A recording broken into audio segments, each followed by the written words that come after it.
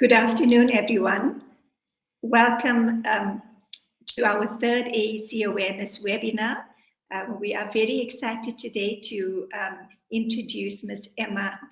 Dr. Emma Grace. For those of you who don't know me, my name is Shakila Dada. I am the director at the Center for Augmentative and Alternative Communication. It's really lovely to see so many of you attending, and some of the names look familiar. Seems like you've attended some of our previous webinars as well. I'd like to introduce you very quickly to Dr. Emma Grace. She is a communications researcher at Flinders University in Australia and a senior lecturer in inclusive and specialized education. She's a qualified speech-language pathologist, and her research focuses on disability and education. Today, she's going to be talking to us about her PhD, which focused on the effects of a peer e-mentoring on participation in online conversations, specifically for adults with complex communication needs. We're very excited about this, and congratulations also, Emma, on the multiple awards and funding you received for this research, and we are really looking forward to hearing what you have to share with us today. Without further ado, Emma, you may go ahead and just say hi and begin. Emma will go ahead for about an hour and then give you still 10 to 15 minutes for questions and answers, if that's all right with you. Yes, thank you. Thank you very much for that lovely introduction. It's a pleasure to be speaking with you this afternoon. Let me just make my slides share. I think they're just loading now. Great.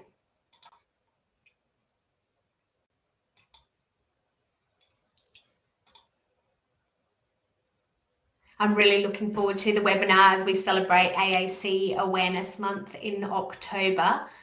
And as I said, it's a real privilege to be talking to you about this research that was part of my PhD research, and already given me a warm introduction. So I'll skip over that bit and move on to just some brief information about my PhD study.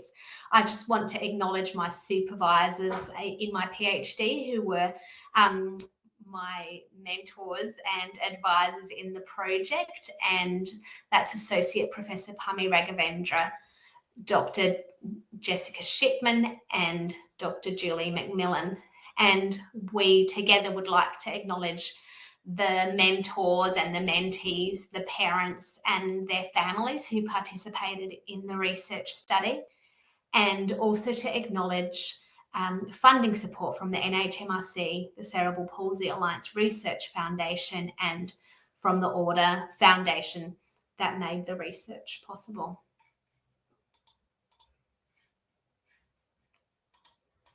And just a quick mention, because of course the reason we're here is for AAC Awareness Month. And if you haven't taken the time to have a look at the stories that Isaac have on their website, I'd encourage you to take a look at some of the stories that they've posted up for the month.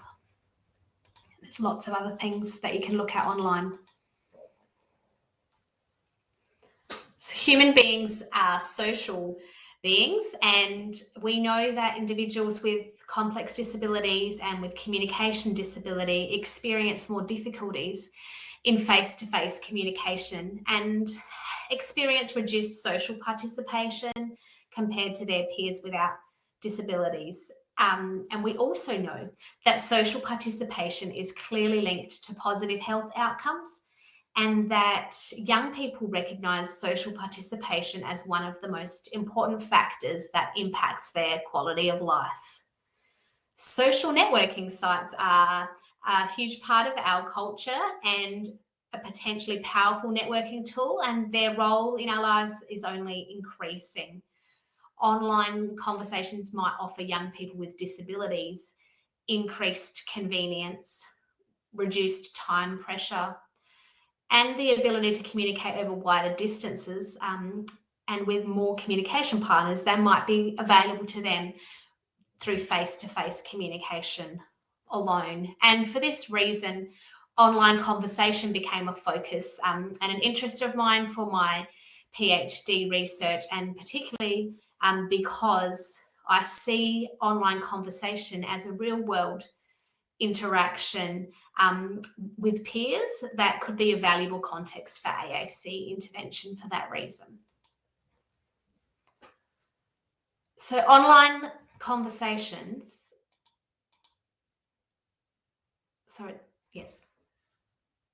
online conversations, obviously via networked computers and devices, are a huge part of our everyday lives, including this afternoon as I speak to you. And despite the obvious disadvantages of communicating online, because we have a restricted exchange of information, it's not as rich as when we can be in the room and convey our conversations face to face. So there's some disadvantages, but clearly there must be some advantages because we use this medium increasingly in our everyday lives. And one of those advantages is that the transcript is persistent, so we can see the conversation recorded and it remains in place over time, reducing the time pressure for participation in conversation. And these advantages could be particularly good for young people who use AAC, more so maybe than just for the advantage for the average person. So they might stand to advantage more from online conversation because they could benefit from that persistence of a conversation transcript, the ability to communicate without needing to arrange transport or a support worker to transport you, increased privacy of the conversation, the ability to communicate with less keystrokes, reduced expectations for correct grammar or syntax, and the ability to communicate in a different mode, but it's an even playing field in that everyone can communicate in a different mode. For example, it's acceptable to start your conversation by sharing a photo.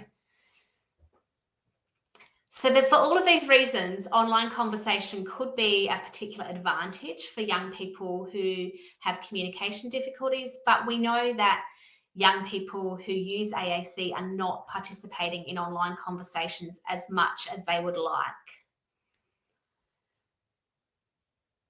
And a recent scoping review investigated programs that support young people with disabilities to develop virtual social connection for friendship. And they identified 9 sources, 9 interventions that have been published in the literature. And some things we could learn from their scoping review is that in these programs, they allowed collaborative goal setting with the participants, and there was a focus on scaffolding and supporting skill development, so that young people and their families could have confidence to try new things. The programs supported autonomy, where young people got to say which platform they used, who they interacted with, and when. And the approach was seen to support authentic communication and self-expression. What's really important to note for our talk today is that 3 out of those 9 studies used mentoring as their intervention.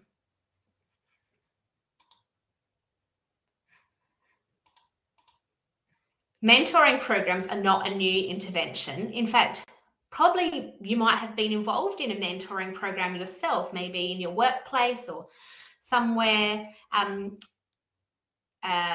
when you were younger, because they're also very common for young people. So mentoring interventions aren't a new idea. They're used very broadly in the general population and increasingly in the youth population. And the broad concept is used in a variety of ways. But in the study we're going to talk about today, in my PhD study, the mentee and their mentor both shared a common characteristic in that they both had limited use of natural speech and used augmentative and alternative methods to communicate. And also in the study that we're talking about today, the mentor was older, not an age-matched, but a cross-age mentor who was older and more experienced in the area of focus. And the area of focus was learning to use online conversations and social media.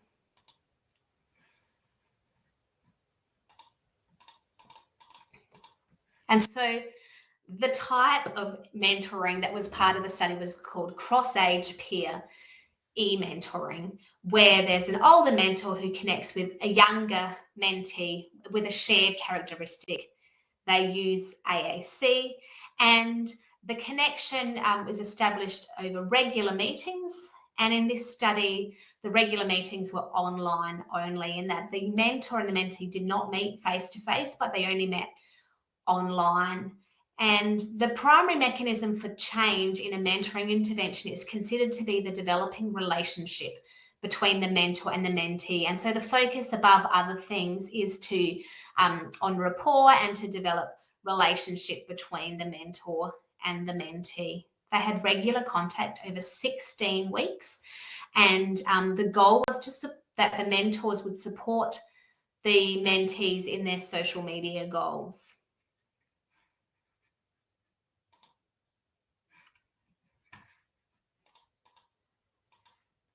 So I'll run you through the procedure of how the mentoring program was laid out.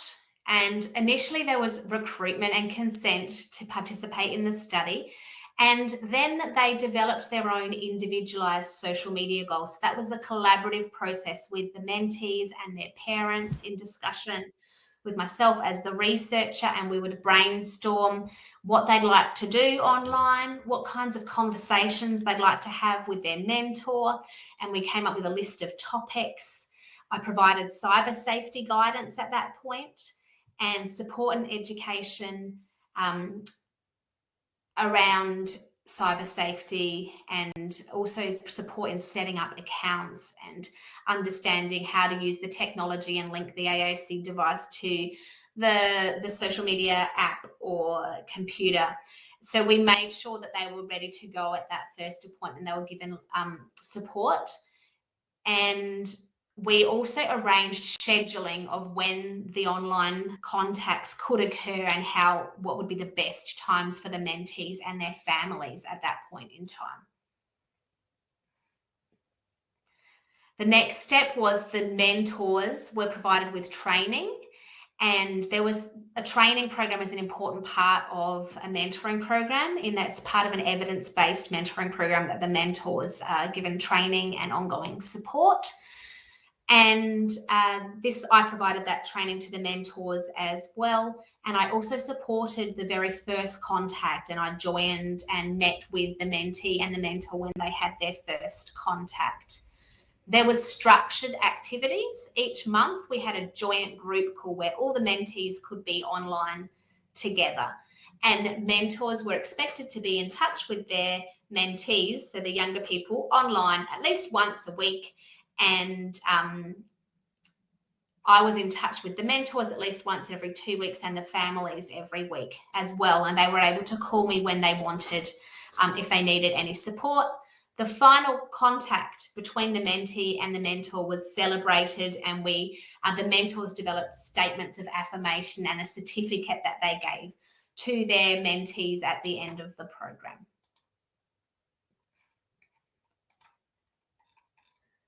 The mentoring transcripts, so the conversations between the mentor and the mentee, were collected throughout the program, and the mentors and the mentees also participated in interviews, in closure interviews after the program had finished, and they rated the quality of their relationship at those closure interviews as well. All of these things were an important part of the research, but they were also included because they are an important part of evidence-based mentoring practice. And there are standards for evidence-based mentoring that apply generally in the field. And the mentoring developed in this study aligned with the Elements of Effective Mentoring Practice, the 4th edition. And these standards have been based on over 400 peer-reviewed journal articles and meetings and discussions with over 200 mentoring professionals and organisations. And there's clear guidelines and elements that are recommended to be included in mentoring programs and associated with improved effectiveness of programs. So this document would be a really valuable resource for anyone that might be considering to implement a mentoring program. And they also do have a supplement when you're thinking about e-mentoring in particular. We're not going to discuss all of the standards today. I'm going to focus particularly on just the screening, training, and monitoring and support, so that you can understand how these standards were applied in the research.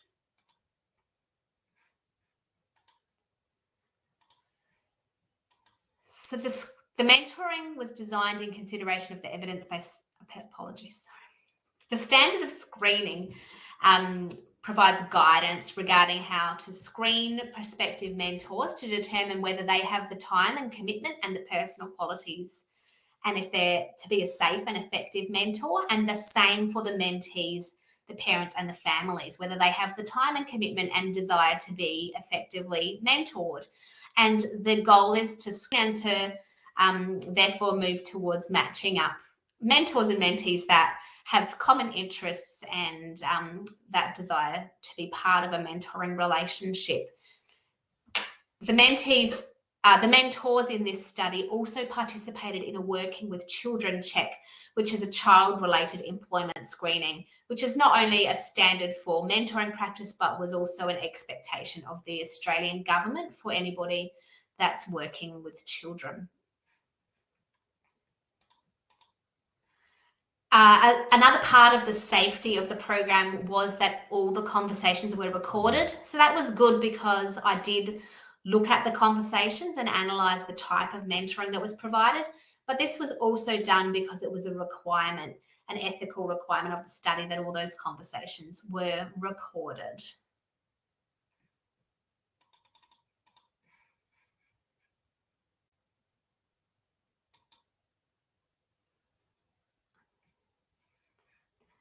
And then the next standard was that I'm going to talk to you about this afternoon is the training standards. The standard of training was about providing guidance in the standards and in the elements. It talks about how you should train mentors, that you should train mentees, that you should train the mentee parents as well, and that everyone should have a basic understanding of what to expect from a mentoring program, because it's important that there is a reasonable expectation of how the program and what the level of commitment is going to be. And obviously this one continued for 16 weeks, and that was just the intervention of the mentoring, and the families were involved before for a period of baseline and after for a period. So it was over almost a 6-month period of their involvement. So it was important that they understood how the expectation for them to be involved, and it was laid out to them. At this point in time, we also did the collaborative and individualised goal setting and administered a modified version of the Canadian Occupational Performance Measure, which focused specifically only on their participation in online conversations to help them to identify problem areas and develop some goal statements. The mentors were provided with a 4-hour training and a training manual, and also a link to an online folder that had resources and supports for them. And I'll give you a quick look at the training manual content, just in the major headings and the sections that were considered in the training manual. So this training manual was developed through a few sources. Firstly, there is a published review which reviews 15 mentoring training manuals, and so I used that to guide the development of the training manual. And then also I looked at locally based training manuals, mentoring programs that were occurring locally for children, some for children with disabilities or children with difficulties in the education sector was the other one. And then I gathered that information also by attending some of the locally based training as well, and acting as one of the mentors and attending the training to get some more information and perspective on how that was run. And then I also used the materials by Lai and colleagues that is more specific to mentoring for individuals who use AAC, and they have a website which you could still access and use that has mentor training materials specific for mentors who use AAC.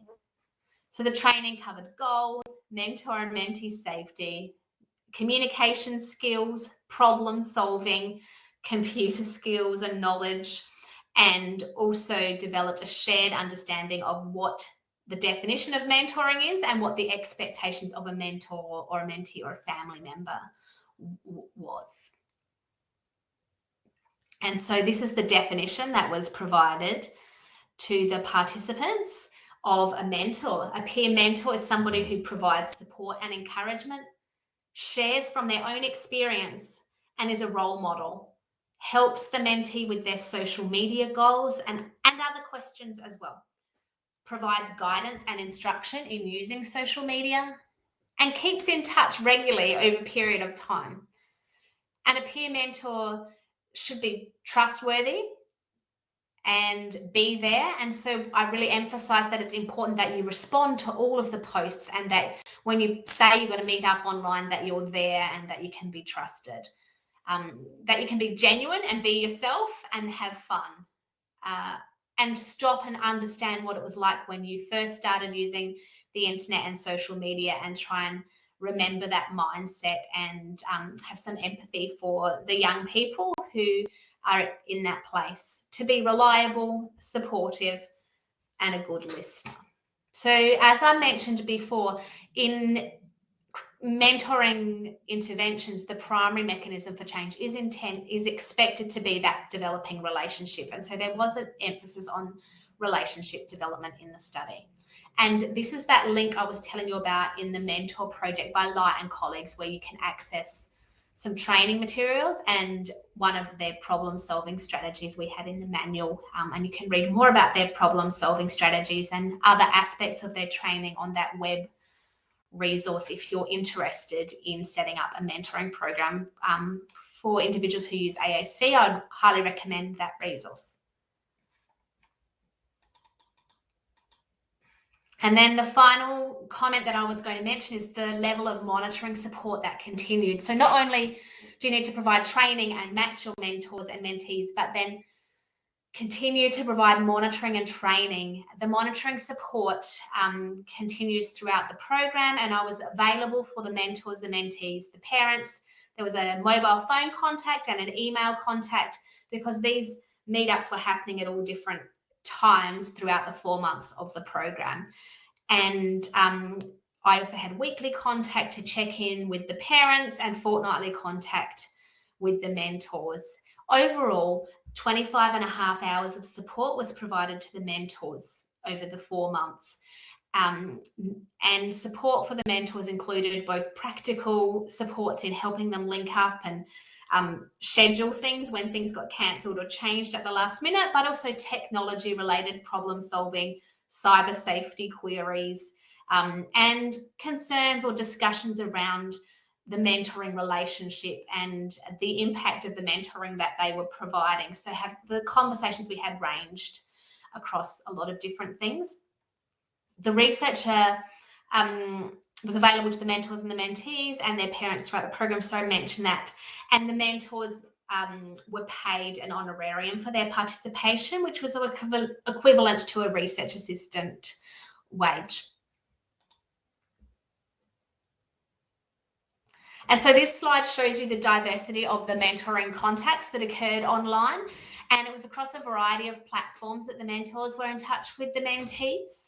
There was a mean 1.7 contacts per week, which adhered to the protocol, which was that they contacted at least once a week. And this adherence was only true for 80% of the weeks, even though the average is higher. Obviously, adherence is another way of measuring that. And so there was some variability where mentors or mentees couldn't get in touch because the things needed to be cancelled at the last minute, with different things sometimes happening for the mentor's health or sometimes affecting the mentees. So 20% of the conversations were analysed to look at whether mentoring was provided according to the definition that we looked at before, and we're going to look at that on the next slide.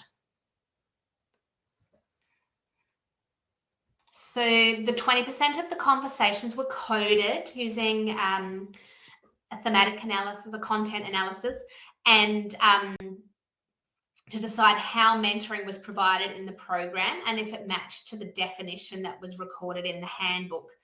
And you can see the codes are listed along the bottom there on the x-axis. role modeling, guidance, support and encouragement, being a good communication partner, having fun, being genuine, sharing from your own experience, being understanding. And you can see that the different aspects of mentoring were represented in the conversations that the young people and the mentors had, showing that it did align with the definition provided. And the most common thing was that aspect of being a role model for the young person. And so in that one category of being a role model, there were actually some subcategories that came out of the data. And one of those was being a role model of how to use AAC. Another one was being a role model of how to have an online conversation. And the other one was being a role model of problem solving and how to handle making mistakes. So in this example on the slide, the mentor showed the mentee how they used Facebook and encouraged them to have a look at their own page, and being a role model of how to have online conversations, and in this case, how to use Facebook.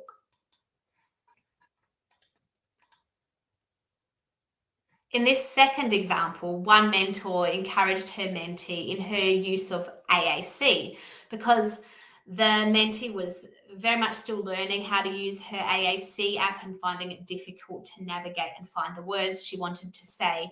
And the mentor encouraged her, saying, it doesn't matter how long it takes you to learn, it's just part of AAC, that it's going to take some time and effort to learn. And when the mentee didn't understand what she was saying, the mentor repeated it again and then put it through the chat so that not only could she hear it on the voice output device, but also she could read it on the chat on Skype.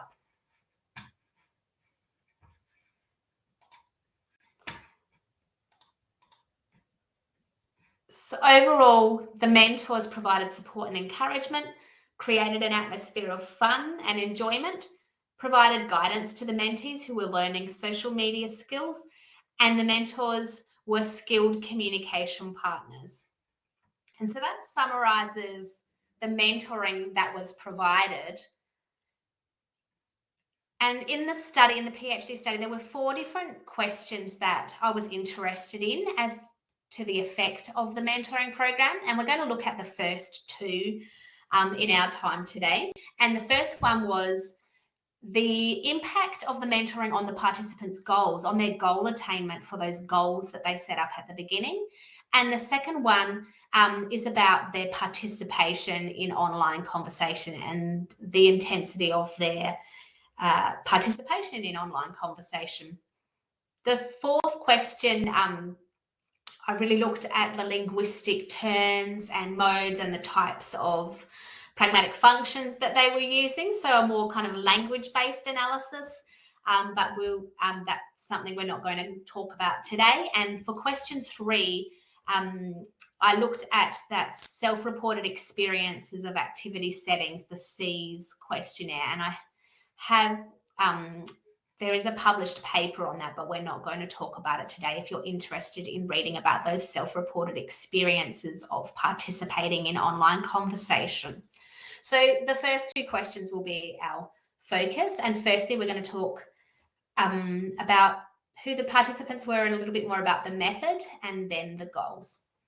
So it was a multi-level concurrent mixed methods study because there was both that quantitative data or the numbers and then also those interviews and that trying to get that understanding a bit more depth about their perceptions of how they felt about being involved in a mentoring program and their experiences of learning to use social media.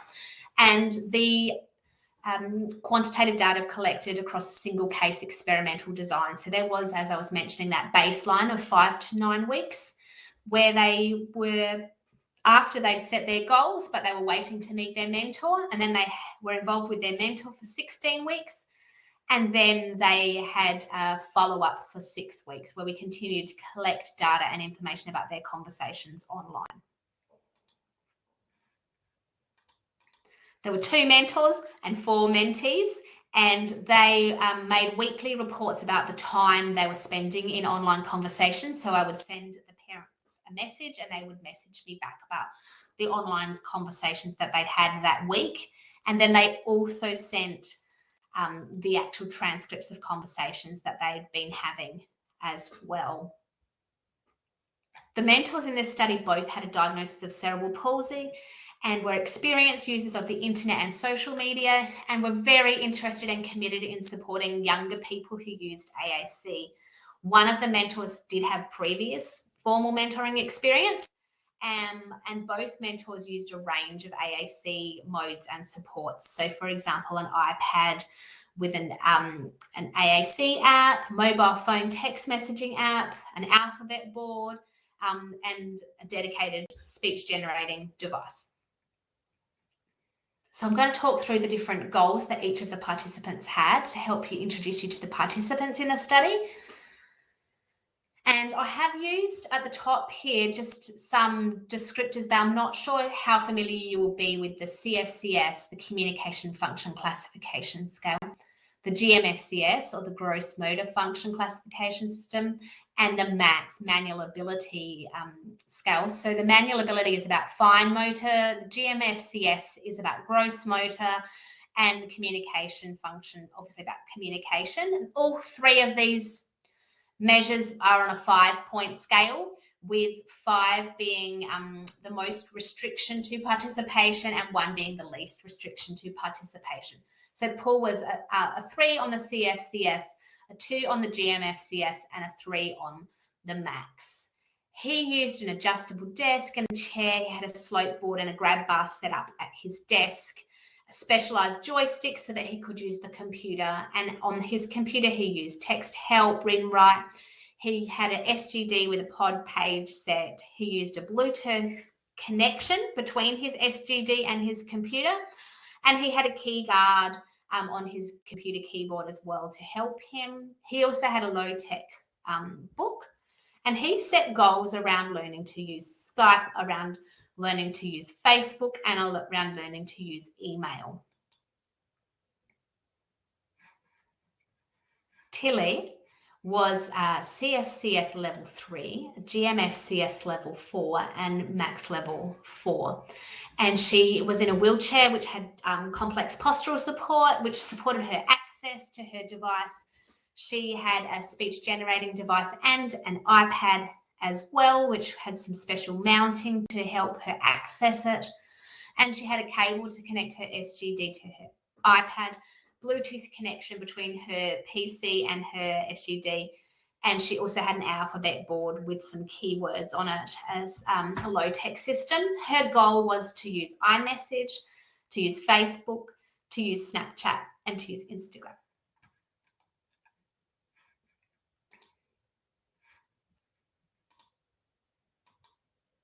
And Kaylin had Keys to Go keyboard, Proloquo to Go, a text message app, and keyword sign. And Mia, Proloquo to Go as well, and relatively less tech needed, but she found it difficult to focus and used headphones when she was on the computer to hear her mentor talking when she was participating in video calls, and found it necessary to set up a wire cable so that her parent could also have the headphones and they could hear together. And her interest was Facebook and Skype and to use Snapchat. And so how did they go with these goals that they developed? We measured that using the qualitative and the quantitative data. So we interviewed them after, and we also used for the goal attainment just a simple single pre-post design with the data from the Canadian Occupational Performance Measure, the ratings of performance and satisfaction with performance before and after the program. And we also developed goal attainment scales for them, which were measured at the end of the intervention. So just in case, I'm not sure how familiar you are with goal attainment scaling as a system, but goal attainment scaling can be individualized and is great for seeing a small amount of change in a really specific area. It's used quite a lot in paediatric disability research and in interventions more generally outside of research as well. So 0 is the score for what you think you expect to be the outcome of your intervention, and -2 is the baseline score, where you are right now. So at the very beginning, before you start, this creates some shared understanding about where we think the current performance is and what we think is a reasonable expectation for an outcome, which we will set at 0. And an even step between that would be slightly better than where baseline is right now, but a step between that and what we're expecting to be the outcome of the intervention. And then +1 would be greater than expected outcome, an outcome slightly above the expected goal. And then +2 would be a much greater than expected outcome.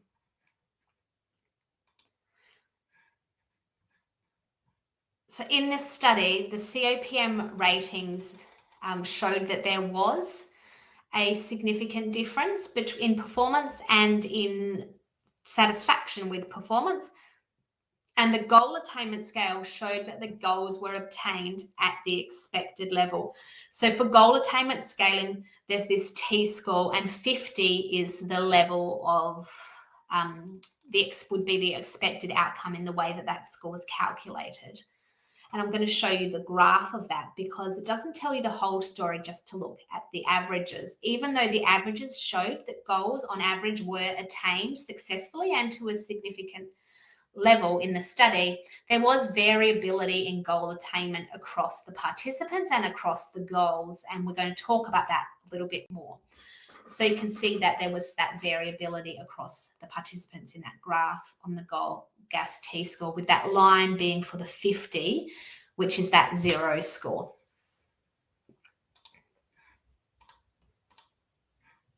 So the participants, when they were asked to share about their experiences of using social media, Mia shared that when she was looking at social media, it was like she was looking at a magazine and it made her happy.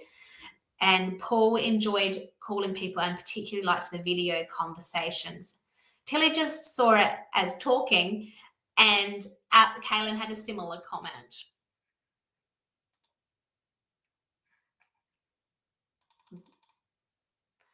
One of the mentors reflected that she really loved being the mentor and seeing how the young people learnt throughout the program, and also enjoyed the problem-solving aspect of being involved in the program. And for parents, this parent reflected how it really lifted her expectations of what was possible for the young person in learning to use social media and being part of the program. And so one of the outcomes of the study, and I discussed this in the goals paper in more detail, but the perceived benefits by the parents and the mentors and the young people seemed to be beyond that of the initial goals that we set, but also different to the goals set, which is where it became a bit difficult in a research project, because as they learned to use social media or they got to know their mentor, their goals changed from what they'd set before the program. And this example from Mia is a really good example. In her interview, Mia identified by pointing to her iPad and the different apps that her improvement in Prolo Quo to Go was something that she was really happy about after being in the program. And although improving and enjoying to use Prolo Quo to Go was not specifically a goal of the project, obviously that's part of constructing a message to share on Messenger or social media. And so the initial goal was for Mia to learn to use Facebook, but this kind of pivoted to her using Messenger to chat to people more one-on-one. And the overall improvement that was found in Mia's use of Prolo Quo to Go was highly valued by both Mia and her parent, although not really a measured goal of the study as such. And even more broader than that, these comments by Paul's parents show that there were some gains in meeting a mentor who used AAC. And this concept was also mentioned by other parents. For example, Mia's mum, who said Mia hadn't actually met another adult who used an SGD successfully before, and Tilly's mum valued that Tilly could meet someone who had exactly the same, used the same language system. So you can see here even more broadly that Paul's mum was really happy to see his friendship base broaden, and also commented that Paul was really intrigued by meeting an adult who used AAC and wanted to learn about her experience of living in her own home and how she managed and organised her personal affairs and lived successfully by herself. And so that moves me beyond the goal section. And now I also said we were going to talk about question 2, which is that change in participation in online conversation, which was also measured quantitatively and qualitatively in this mixed methods study. And so the weekly reports followed that single case experimental design. And then I have some more quotes from the participants, particularly around their participation in online conversation. So this graph, I appreciate it's a bit complex to see to start with, but it shows you each week as it goes past along the bottom of the graph, and then the number of hours up the side here, and it's showing you the days of the week that they're participating in online conversation. And there's a mean increase of 1 to 2 days per week for 3 participants, but not for the 4th. And the effect size is obviously small overall and variable. In baseline, you can see that the data is variable already, even before the mentoring intervention begins. For example, Tilly, decreasing for Tilly and fluctuating pattern for Mia. Mia's fluctuating pattern continues throughout the entire study, and the effect is here because she lives at one house one week where she had access to the internet, and another house the other week where she had didn't have reliable access to the internet. And so you can see that that pattern persists across the study. And so overall there was that mean change in level, but clearly variability and lots of other factors impacting the mentee's capacity and ability to access online conversations.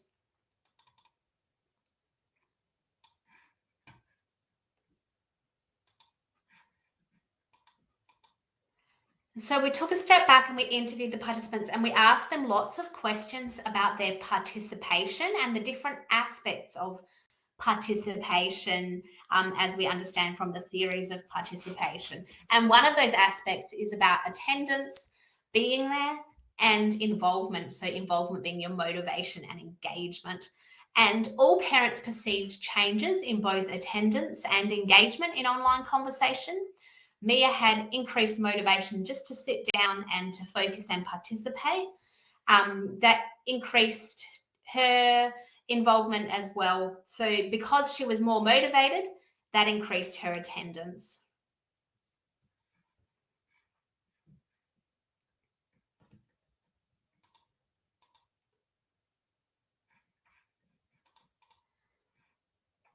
Parents also commented about activity competence, so improvement in skills. And all parents reported gains in skills related to online conversation and social media, as we would expect. But they also reported improvements in communication skills more generally. So Kaylin learnt skills that had been a traditional goal of communication intervention for her outside of the research. So at the time of the project in speech therapy, she was talking about the rules of communication with her speech pathologist and how to communicate and take turns by going backwards and forwards. And by doing email and Skype and having that instant chat on the Skype, the written chat, those same kinds of rules are applying, only she was able to do that at her own pace and obviously see it visually. And the parent reflected that she thought that that benefit of seeing the turns take place visually at a very slow pace was really fantastic in helping Kaylin understand these ideas. And it was at the slower pace because it wasn't only Kaylin who was using AAC to communicate, but her mentor was also using AAC to communicate. And the parents saw this equal pace of turn taking as a real benefit for Kaylin to have experienced.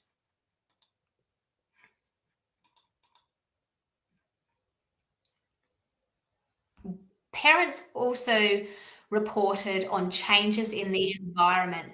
So parents perceived changes in the environment.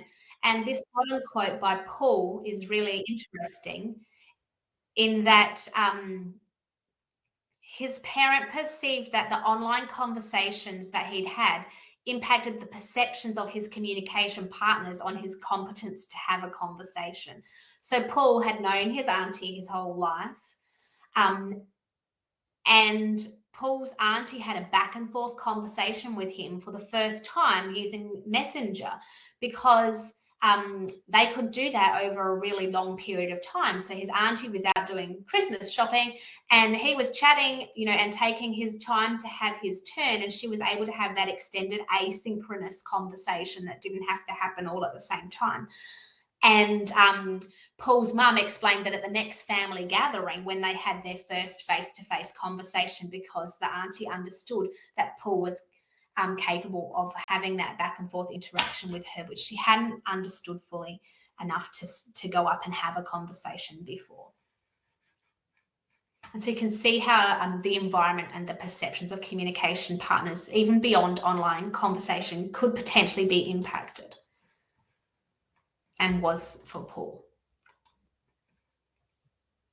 Parents also perceived barriers to participation that persisted even with the support of mentoring. And this is an important point, because the families that volunteered to be part of the study were really committed to supporting the young people and very well resourced, and because they were ready and set up to be online as a criteria to be part of the study. But the parents came up against a lot of barriers and found that they weren't able to consistently necessarily get online each week because of lots of different things that were happening in their lives. So parent confidence with the technology and coordinating the AAC device and the technology, parent knowledge of the assistive technology, coordinating schedules between the mentors and the mentees, and also understanding the different social media platform requirements as well. So you can see on the slide, it hasn't gone, the AAC device hasn't connected to the computer, because our setting menu was different to the mentors, but I don't know if we can actually totally rule it out. So it didn't work out. They tried to resolve this issue they were having. The mentor went into her device and tried to explain the settings that she used to make it work properly with the app, but it didn't work when they tried to do that on the mentee's app. But the parent still thinks maybe she'll give it another go when she can chase it up in the future. So she's still hopeful she might be able to solve it, but it's not something we were able to solve in the mentoring program. And then the other parent says, in that earlier stage, Mia couldn't work out how to copy and paste and hold on the iPad, and use that fine motor function to do that. And that was a real reason for her motivation to drop, because she couldn't copy out of the AAC app and paste easily into her social networking app. But it's something she did learn to do later, but initially her involvement in the study really dropped back because she found that was too hard.